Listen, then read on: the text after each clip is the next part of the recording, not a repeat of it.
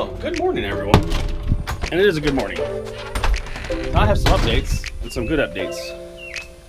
Now, last November, I pulled a car out of a field where it sat for 10 years.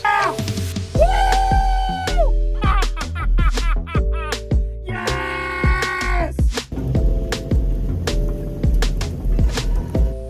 And I decided to rebuild it. Now, whether or not that's a good idea or a bad idea yet, well, I don't know. I'm still debating on if it's a good idea or bad idea because I've struggled with some things, and it's been a challenge thus far. But Overhoof, my 97 Mustang, it doesn't have any doors on it. And it hasn't had any doors on it for over 10 years. Let's try this again. Now, last November, I started a car build. And whether or not this car build was a good idea or a bad idea, well, I still don't know yet. Some things went pretty smooth and some things, well, I struggled with.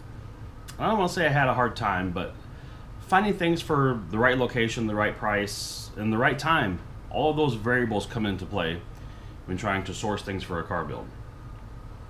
Now, I did decide to LS swap this car, but it didn't have any doors on it. It sat in the field for 10 years, stripped completely with no doors on it. Most of the suspension was gone, no brakes. So I come up with a brilliant or stupid idea to pull it out of the field and LS swap it. And that's what I've been working on off and on since November.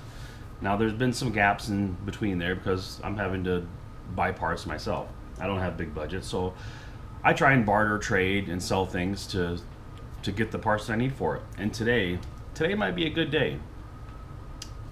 I'm gonna go on a road trip because I think I found some doors. Because you see, most of the build process, usually most of that time is spent doing planning, basically just trying to decide what you want to build, what you're gonna put in it, what motor and drivetrain.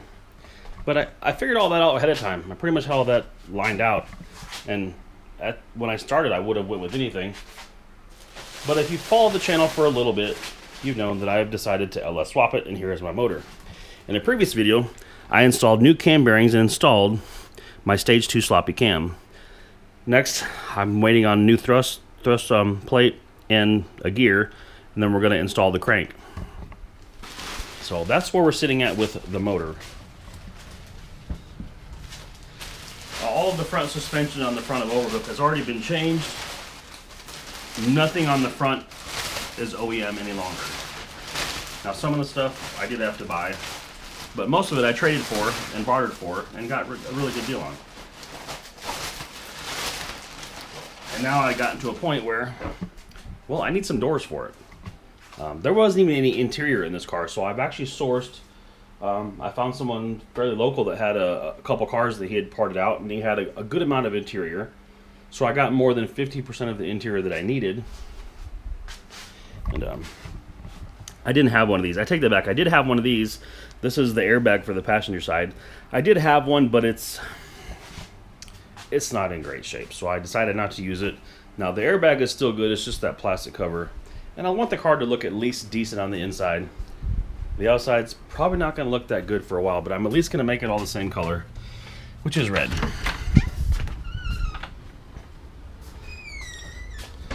So today we're going on a road trip, and it's about a 2-hour drive. But I found some doors and it's a good price, so it's worth it. And this trip may be a little challenging because, well, I may not have the space to fit the doors, but I'm going to try. And I have my daughter Aurora with me, and we're planning to use the Spark. Yeah, I'm going to try and put 2 Mustang doors in here. I don't know how well this is going to go. But what I'm thinking here, this seat is manual, it's not power, so it's basically just bolted in. There's no electrical going to it. And with the seat folded all the way forward and folded up, I've done some measurements, it's going to be really tight. Now, it does have a back seat, and it's almost wide enough. Almost, but not quite. But I think my daughter can sit on the other side where the seat's smaller. I'll fold I can take the passenger side seats bottom out and fold it down flat. And even with this seat all the way forward, it's still pretty close, within a couple inches. But I think if I remove the seat, I should be able to get both doors in there. Not tight.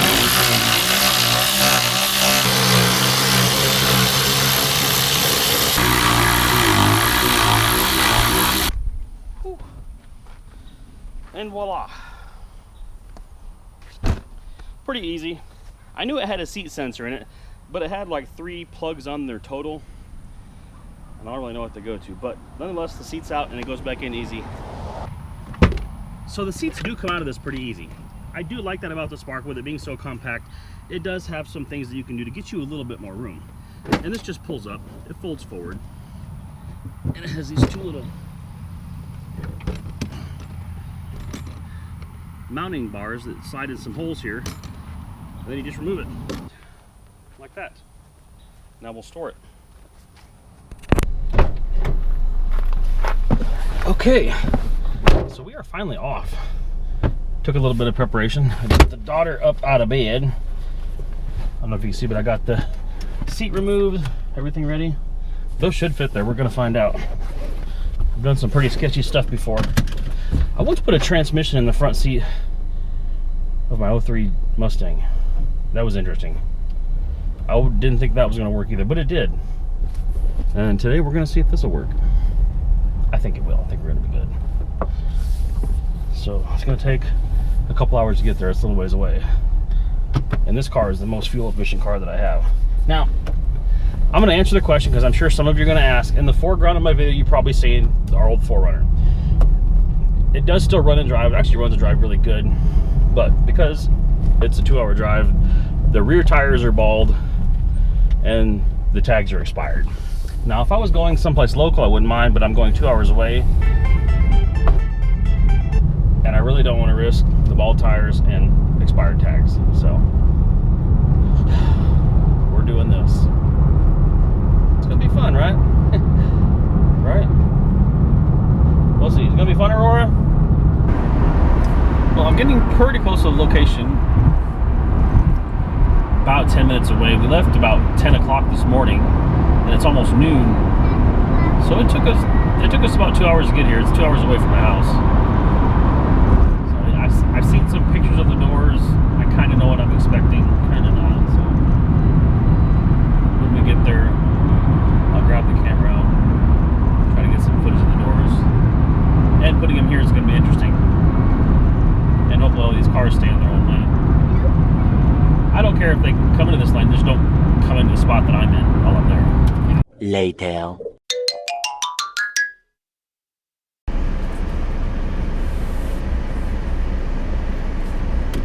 Well, I got him in here with the help of his son. Oh, I probably wouldn't be able to get him in here if I didn't have his help. So, big shout out to him. I didn't get your name, but thanks for your help. I appreciate it. He had a handful of other cars in there. Had another Mustang he's wanting to sell. I may talk to him about that. But I got the doors. And they're complete doors. They have glass in them, which is why they're so heavy. But that's fine with me. One has a couple bullet holes in it. I'm not sure what happened, but she did say that it was his car. So I may have to ask him about the bullet holes. That might be a really cool story. At this point, I'm not sure if I'm gonna fix them. I may leave them. I don't know. They're kind of cool.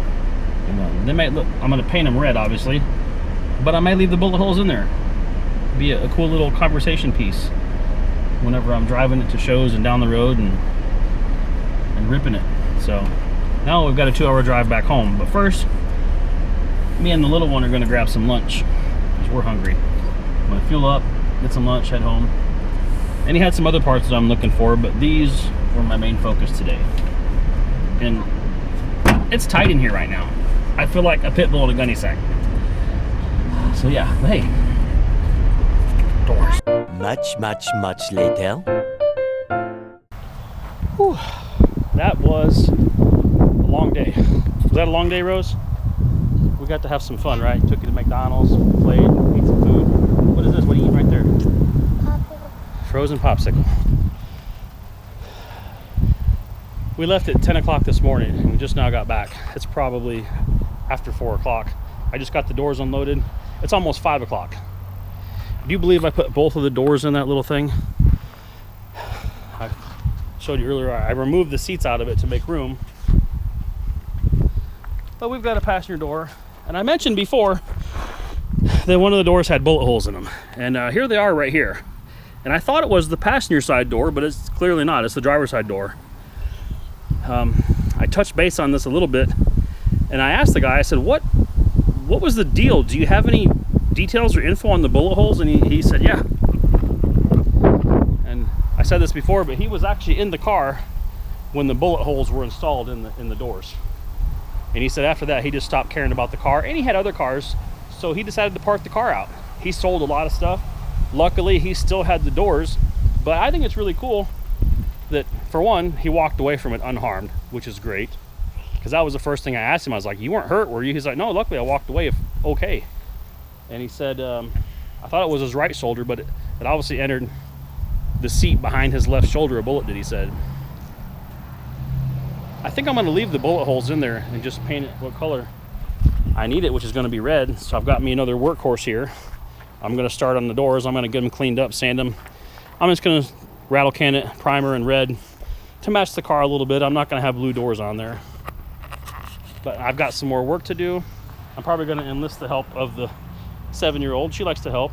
She actually helped me paint the engine bay quite a few months ago. She climbed in there, was helping me sand and everything, and I got it painted. So I think she'll have fun helping me with these. But I think the bullet holes will be an interesting little story. I'll just paint it red and leave them in there. I think that's cool. Luckily, I've only got one mirror. I need to find another mirror, but hey. Wait, it's perfect. I think it's perfect. I agree. A car that doesn't have any doors and now I have doors, I think it's perfect. So now I've got the fun task of installing my seat back in the Spark. So, but luckily I have all the bolts right here in my tool. I just had it right here. Oh, it's over here. My little Torx head. It's that size right there. It's like a T50.